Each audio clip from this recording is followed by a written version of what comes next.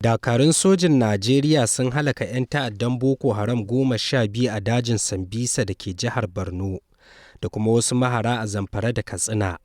Daraktan hulɗa da jama'a na rundunar Manjo Janar Onyema Inwachukwu ne ya bayyana hakan a wata sanarwa da ya fitar ranar Litinin a Abuja.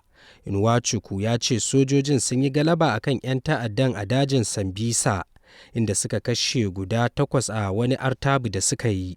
Ya ce a yayin farmakin an yi ƙazamin artaba tsakaninsu wanda ya yi sanadin kashe 'yan ta'adda, sannan sauran suka tsere. Ya ce sojoji sun ƙwato bindigogi guda 5, babura 2 da kuma kayan abinci da dama daga hannun 'yan ta'addan. Inwachukwu ya ce a wani sumame da sojoji suka kai ƙaramar hukumar Kankara ta jihar Katsina a Najeriya sun kashe 'yan ta'adda 2. Haka zalika ya ce sun ƙwato bindigogi ƙirar AK-47 guda 3, harsashi guda 57 da kuma sauran makamai.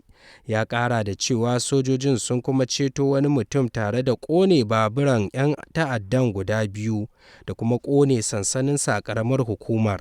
Ya ƙara da cewa sojojin na Najeriya sun kuma fatattaki 'yan ta'adda a ƙauyukan Ɗandalla, Madada, Dogon Ƙarfe, Hayi, Gobirawan da Kango Kuyambana a ƙananan hukumomin Gusau da Maru a jihar Zamfara. A cewarsa, sojojin sun yi nasarar kashe 'yan ta'adda 2 tare da ƙwato bindiga ƙirar AK-47 guda 1, bindigogi ƙirar gida guda 3, harsashai da kuma babur guda 1.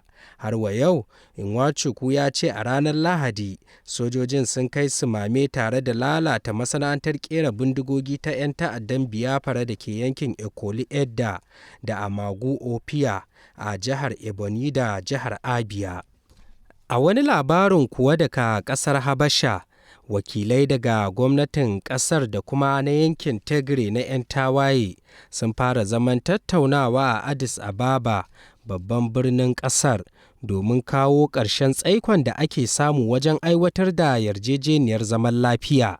Yarjejeniyar wadda ɓangarori biyu suka cimma a watan Nuwambar 2022 a Afirka ta Kudu na da zimmar dawo da zaman lafiya a yankin bayan rikici tsakanin ƙungiyar Tigray People's Liberation Front da kuma gwamnatin tarayyar Habasha da ya ɗaiɗaita yankin, wanda aka fara tun Nuwambar shekarar 2020.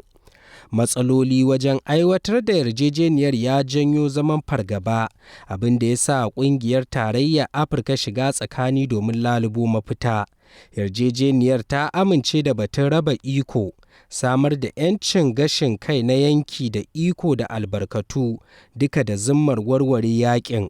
Shugaban riƙon ƙwarya na yankin Tigray, Getachew Reda, ya sanar da cewa babu wani ƙarin zaman tattaunawa da za a gudanar tsakaninsu da gwamnatin tarayya har sai an warware dukkan batutuwa da ke ƙasa. Tsohon shugaban ƙasar Kenya Uhuru Kenyatta da tsohon shugaban Najeriya Olusegun Obasanjo na cikin waɗanda ke shiga tsakani